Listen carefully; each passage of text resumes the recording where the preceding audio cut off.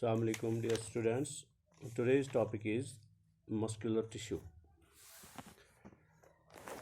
Muscular tissue consists of elongated cells. Muscular tissue is also known as muscle fibers. Muscular tissue में elongated cells होती हैं और इसको हम मसल फाइबर्स भी बोलते हैं। यही वो टिश्यू है, मस्कुलर टिश्यू ऐसा एक टिश्यू है which is responsible for movement in our body. जो भी मूवमेंट हमारी बॉडी में होती है it's because of muscular tissue.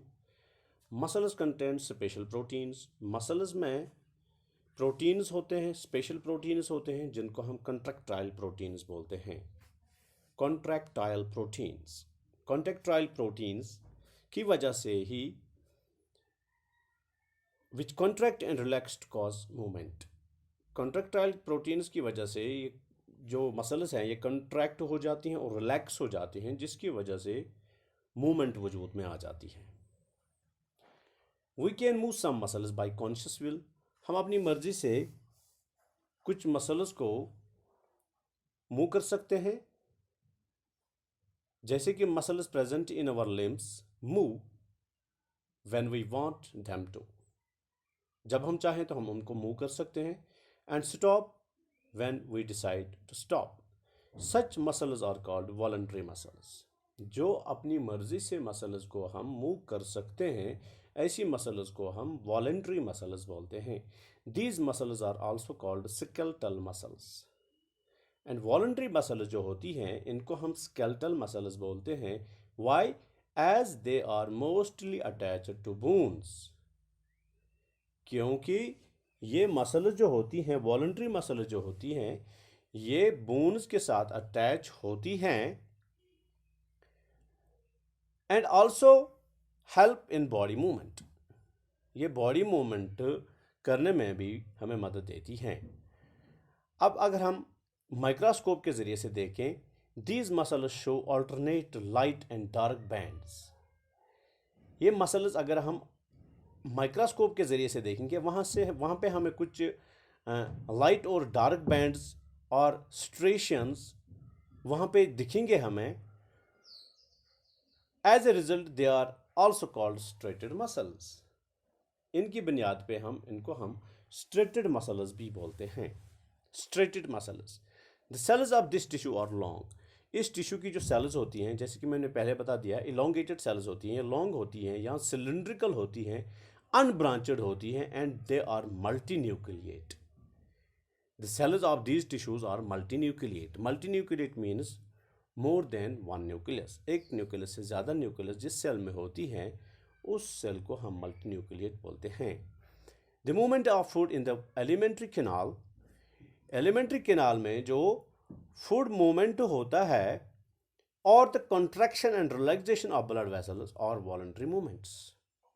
These are voluntary movements. The movement of food in alimentary canal or the contraction and relaxation of blood vessels are involuntary movements.